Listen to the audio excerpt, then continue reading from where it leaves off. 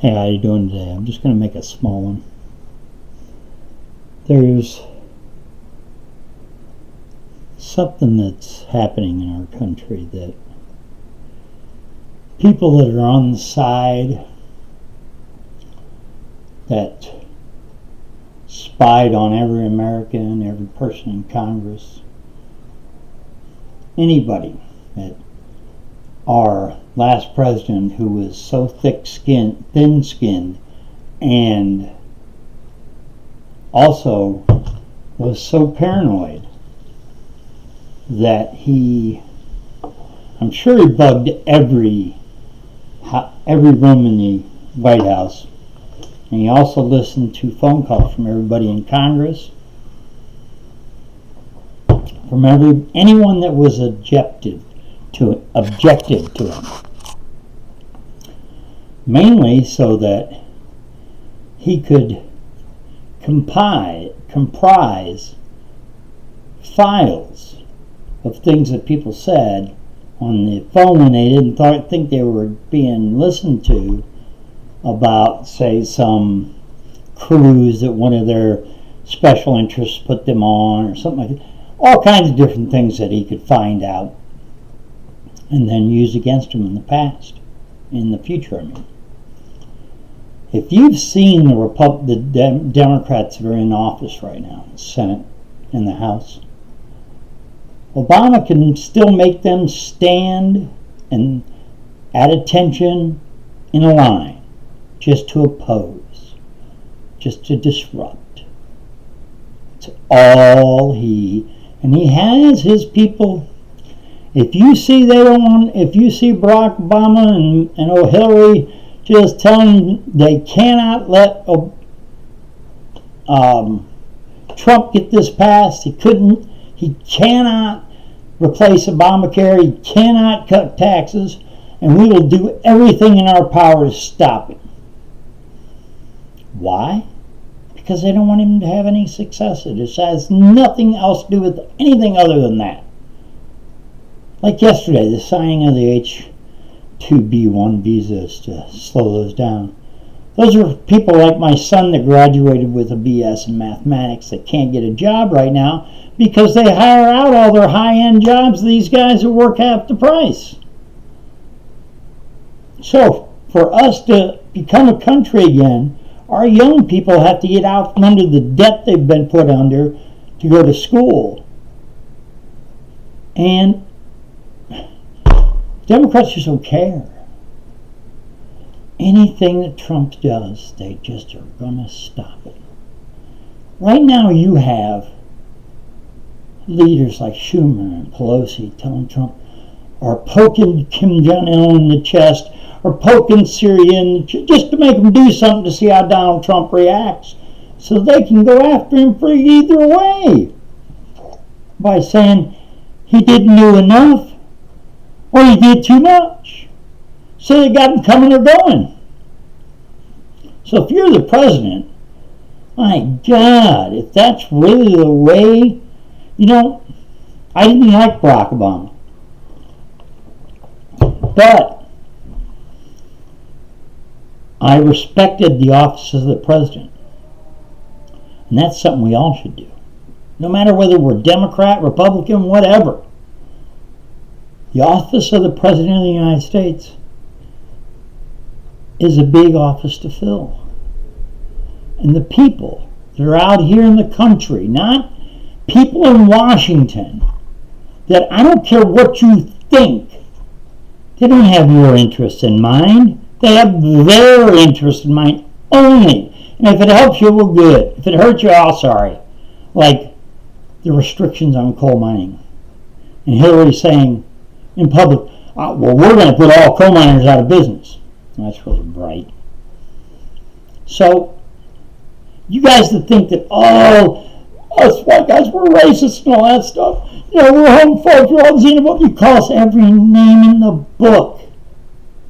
But I'll bet none of you have taught in a charter school, 725 kids, one resource officer in East St. Louis. I did. I walk the walk and talk the talk. Can you? I did it after I'd already been in big business, which most people don't agree. So today, I'm going to show you a couple pictures.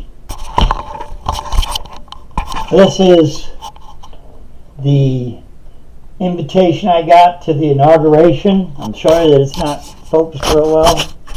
Camera doesn't have a real good focus. And as you can see over here, see the 3 launch vehicles there? And there's the other invitation to the ball. That's what I've said. My job when I first got out of college was to work for a defense company. And my job was to make a connection in every division so that they could call me if my dad was busy,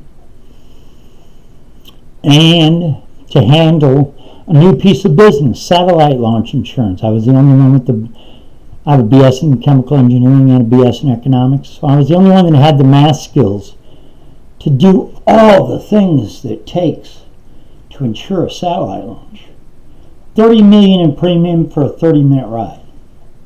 At the time, everything was insured on one-off basis.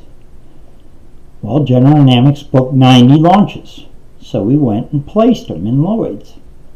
Biggest deal Lloyd's history, $9 billion. Look it up. So I've been in government, I've touched these things, I even moved to the island of Kauai for 7 years and played golf 5 days a week. But really underestimated how much it cost to live there. So I had to move back to the mainland. My wife said, "You've always wanted to be a teacher, why don't you do it?" So I taught 4 years in public school. Pretty much spoiled kids, but some that did need help, because there's so many divorced parents. And you can tell in a second whether they have both parents at home. People don't believe that, but it's obvious. And so I started teaching public school, taught Algebra 1 and 2, and then decided that I really need to pay God back for all the blessings from surviving from 2 strokes, 3 heart attacks, and a chemical lung poisoning. I needed to pay him back.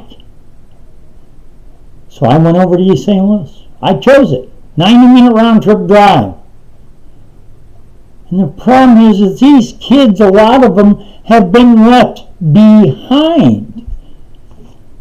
It's hard to teach somebody fractions, decimals, positive, negative, all those things that you have to have before you get into algebra, or you can't do algebra.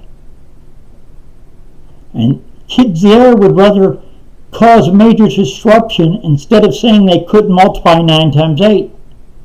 And they were 17, 18. So you're leaving generations behind in these cities. And you want to build the same charter schools and the same religious schools that don't work. You have to, I've sent in a plan for a different kind of school in the inner cities. It would work in any inner city, but everybody would think, oh my God, they had to do this to build a school here, because the kids, when they don't want to learn, the teacher just pushes them along. It's easier to do that than have them again. So yes, I think the African Americans, and I call them Americans because every major war in this country, they've stood side by side and fought for our flag. So they're Americans. I don't care what you think. But African Americans to me are Americans. That's why when I'm taught there, I try to help them. Because nobody gives a crap. Okay, they just throw money into the situation. See how much money we spent? Well, they don't tell you 3 guys get their hand on the money before it gets to the school. So, yeah, that's really important, isn't it? But the spying deal, he used British intelligence. He didn't use British intelligence. I guarantee you hired these 4 guys or 5 guys to do his surveillance for him for a couple of years Okay, because everybody's got their price. Okay, and how could he get introduced to those kind of guys? Well, he knows a billionaire over there in the UK that runs retail. He's a magnate. And I'm sure he could get introductions like that from that guy. So he had British intelligence spying on Americans. And when he got into office, if you don't remember, he screamed about that Patriot Act so bad, of the invasion of privacy. And then he changed the rules to benefit him. And Susan Rice, who says she doesn't know a damn thing about it. Well, give me a break. You wouldn't ask for the information if you didn't know you were spying, you dumb. Come on, America. Wake up. Hillary's ripped us off for everything she could, and so is Barack. And our Attorney General, she didn't do anything. And the one before her, Eric Holder, he was even worse. He pardoned Mark Rich with Bill Clinton. And he became Obama's man, too, until Fast and Furious and all these things. But then he gave Hillary 18 months' notice about her emails, so she could start cleaning them up, and they could have this soap opera going on while she was shutting down the foundations and the global initiatives and moving the money to places nobody could find. Pretty good for somebody that worked 17 years and only had 2 public jobs for about 9 years, and they made $30 million a year.